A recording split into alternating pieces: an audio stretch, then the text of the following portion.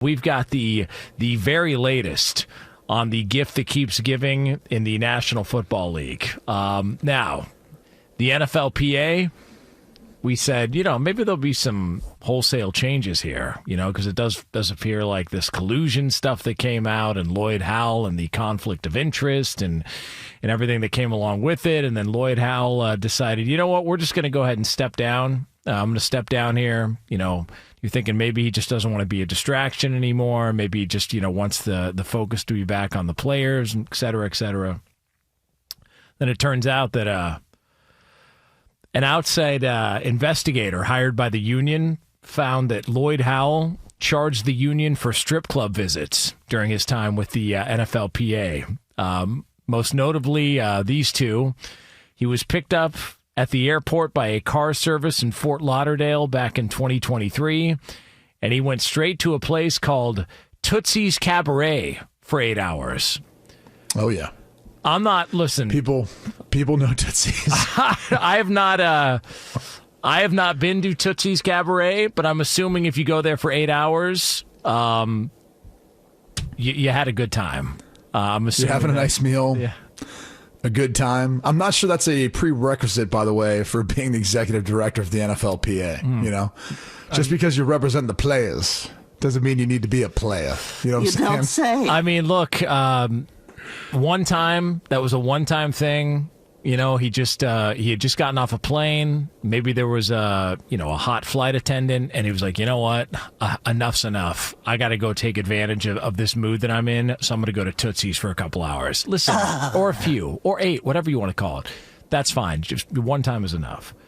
And then it turns out that back in February 21st to be exact, not long after they had that conversation in court about collusion, when they should have been filing an appeal at that time. They had a window of time to appeal the decision in court. But they were busy because on February 21st, during the Players Summit in Atlanta, Lloyd Howell accompanied employees to the Magic City Strip Club for an outing that incurred a little over $2,400 in charges, including cash withdrawals ranging from $200 to $525 from a club ATM, sources and documents show. They used, quote, 2 VIP rooms. According to the expense report, the purpose of the strip club outing was, quote, player engagement event to support and grow our union. Something was growing. I don't know if it was the union, but I can assure you members of the union grew at Magic City that night. I can assure you of that. Well, I think there were some Lloyd Howell fans who probably got a little excited that night. They probably didn't want to blow all their excitement in one particular night or spot. But, look, we make light of this. Oh, God. This is one of the examples of why, again, I keep going back to it, and people will probably get upset when I say this. The NFLPA is the worst run union.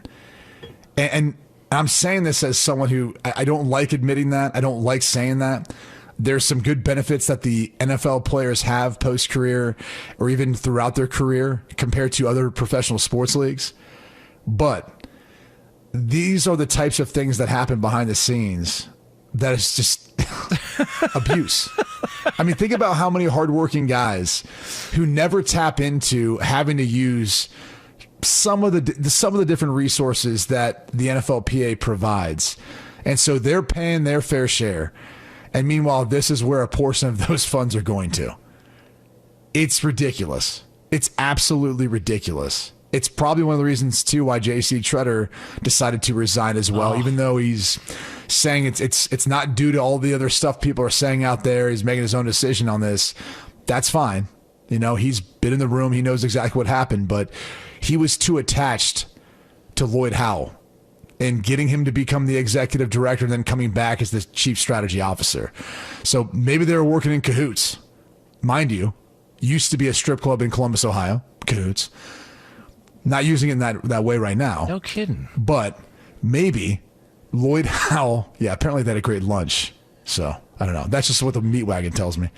Lloyd Howell and J.C. Tretter were working in cahoots on these different player engagements at strip clubs. I don't know. Maybe it was their idea. Maybe it wasn't. At this point, I think we can just wildly speculate.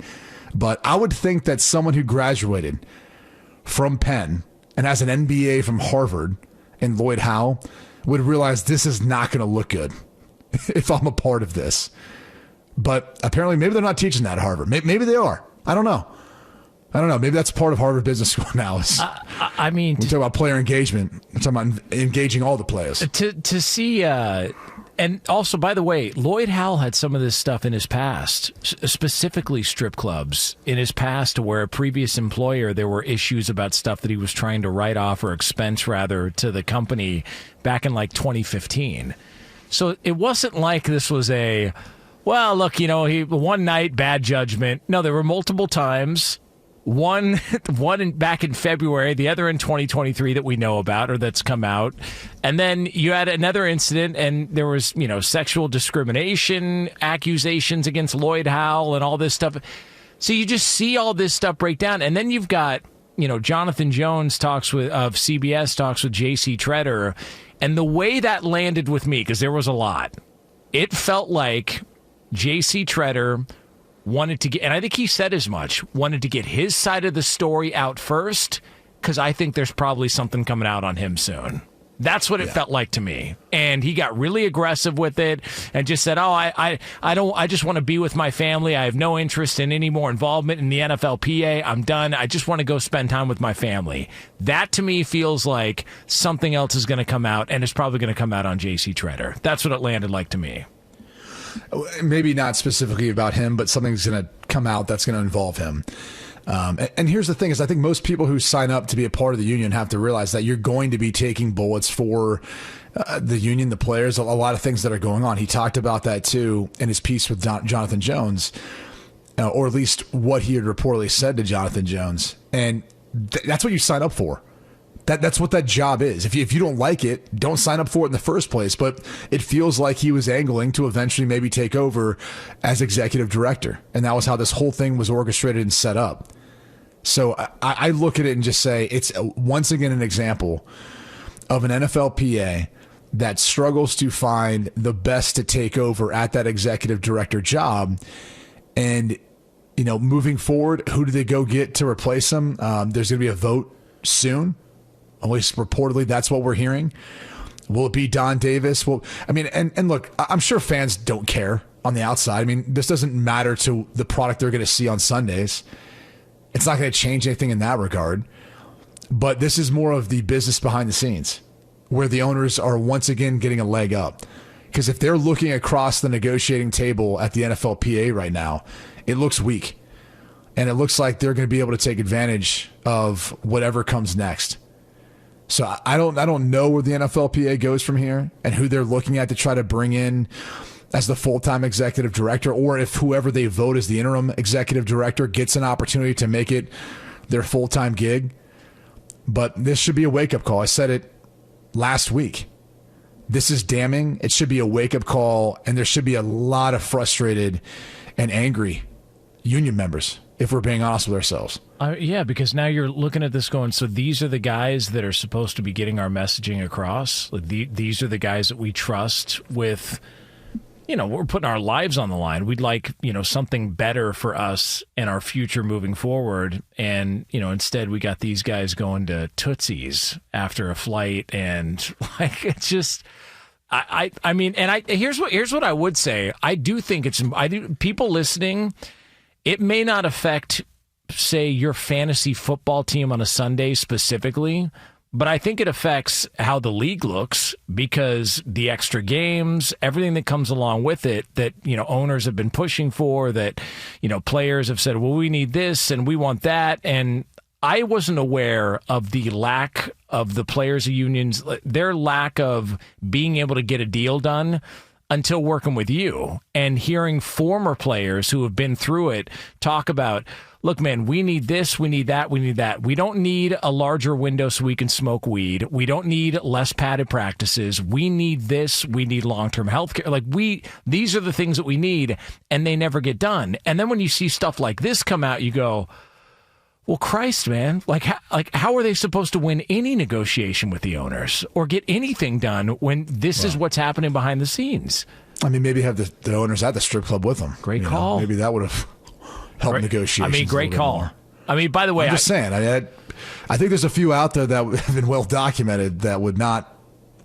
They wouldn't say no. Yeah, but the thing is, Robert Kraft just gets straight to the point. I didn't name names for the record. I did not name names. Well, I just did. That's on you. I just did. Robert Kraft's like lap dance.